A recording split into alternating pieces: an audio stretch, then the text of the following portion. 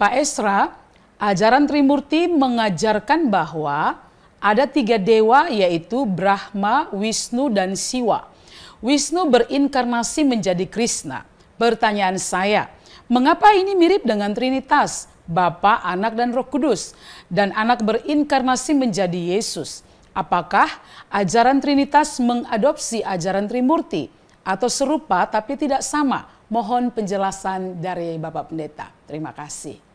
Nah memang saudara, kalau saudara mempelajari ajaran-ajaran atau agama-agama kafir, terutama agama kafir Yunani, agama kafir Romawi, juga agama kafir Mesir, lalu juga beberapa konsep di dalam Hindu, maka ada yang namanya kepercayaan dewa-dewa 3 serangkai. Nah seperti yang saudara sebutkan tadi tentang Brahma, Wisnu, dan Siwa, itu memang dewa 3 serangkai. Ada juga yang lain di dalam banyak kebudayaan kita bisa lihat. Nah, gara-gara itu maka ada banyak orang yang anti terhadap doktrin Tritunggal, lalu memberikan tuduhan bahwa doktrin Tritunggal itu diadopsi dari kepercayaan-kepercayaan kafir dewa 3 serangkai itu. Nah, itu tuduhannya. Saksi-saksi Yahwa itu salah satu yang menuduh bahwa kepercayaan doktrin Allah Tritunggal itu diambil dari kekafiran, penyusupan kekafiran ke dalam kekristenan. Demikianlah tuduhan saksi Yehova. Tapi saudara, sebenarnya kalau kita melihat antara kepercayaan dewa-dewa 3 serangkai itu dengan Tritunggalnya atau Trinitasnya Kristen, maka kita sekilas itu sama. Tapi sebenarnya tidak.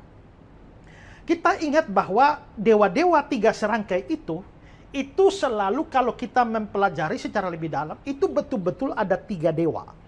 Ya, ada 3 dewa yang berbeda, bukan hanya berbeda pribadi, tapi berbeda sifatnya, karakternya, dan macam-macam, bahkan bisa saling berkelahi, saling perang, dan lain sebagainya. Sehingga itu lebih cocok disebut sebagai tritheism atau tritheisme. Kepercayaan akan ada 3 Allah atau 3 dewa. Sementara di sisi yang lain ada kepercayaan monoteisme yang mutlak, di mana satu Allah itu satu pribadi. Nah, Trinitas Kristen itu ada di tengah-tengah. Ada di antara monoteisme mutlak dan ada di antara tritheisme. Dia berada di tengah-tengah. Karena itu maka kepercayaan tentang Tritunggal atau Trinitas, karena dia ada di tengah, maka dia mempunyai sejumlah kemiripan dengan tritheisme, tapi dia juga mempunyai sejumlah kemiripan dengan monoteisme yang mutlak. Tapi kalau dikatakan sama, tidak. Nah biasanya begini, kalau saudara hanya kutip, oh ada Brahma, Wisnu, Siwa. Lalu yang satu jelma berinkarnasi jadi Krishna. Lalu Bapa, Anak, Roh Kudus. Lalu pribadi kedua menjelma lalu kasih nama Yesus. Kalau hanya lihat itu, maka saudara akan dengan mudah melihat, sama ya. Tapi kalau itu dewa-dewa kepercayaan, dewa-dewa 3 serangkai itu dipelajari secara lebih dalam, maka sebenarnya ada lebih banyak perbedaannya ketimbang persamaannya. Ya, seperti yang sudah saya singgung tadi, bahwa dalam kepercayaan dewa 3 serangkai itu kadang-kadang dewa 3 serangkai itu bisa suami, istri, anak. Ya, itu jelas tidak sama dengan Trinitasnya Kristen kan. Juga kita bisa lihat kadang-kadang mereka itu saling bertentangan, saling bentrok, beda pikiran, beda pemahaman, bisa perang, saling menyerang, saling memusuhi. Tapi itu kan tidak terjadi di dalam konsep tentang Bapa, Anak, dan Roh Kudus. Lalu juga kita bisa melihat bahwa ada hierarki, ada yang dewa-dewa 3 serangkai itu ada yang paling tinggi kekuasaannya, ada yang sedang, ada yang paling lemah.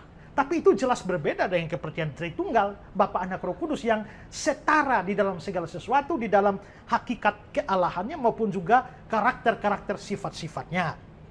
Lalu kita juga bisa melihat bahwa dewa-dewa 3 serangkai itu sering digambarkan sebagai dewa-dewa yang mempunyai nafsu manusia, yang kadang bisa turun ke bumi, itu lalu kawin dengan manusia atau hubungan seks dengan manusia. Tapi jelas itu tidak pernah ada konsep semacam itu dalam Trinitasnya Kristen. Jadi sebenarnya kalau kita mau urut secara detail, kita akan menemukan ada begitu banyak perbedaan antara kepercayaan dewa-dewa 3 serangkai itu dengan kepercayaan Trinitas atau Tritunggalnya Kristen. Nah, pertanyaannya adalah, mengapa hanya melihat sedikit persamaan dan lupa pada banyak perbedaan?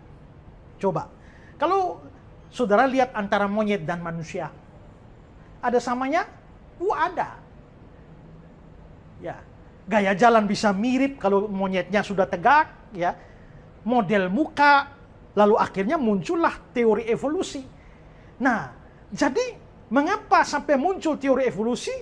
Karena memikirkan bahwa ada kemiripan antara yang hasil evolusi terakhir, yaitu dari monyet itu menjadi manusia.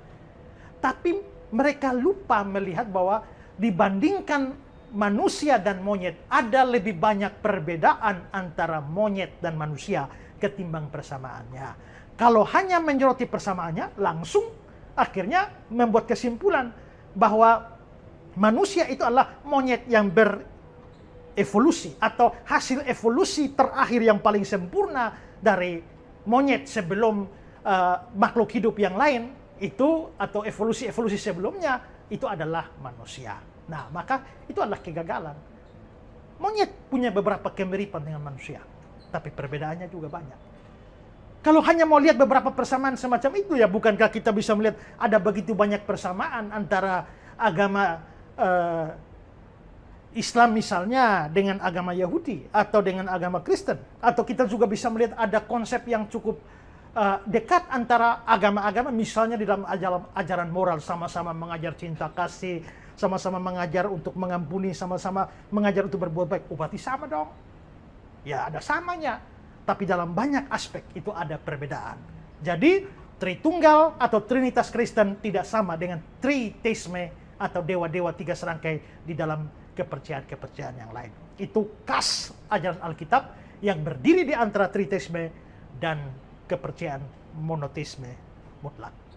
Trinitas percaya Allah itu esa hakikatnya, tapi tiga di dalam pribadinya, yaitu Bapa, Anak, dan Roh Kudus. Ya.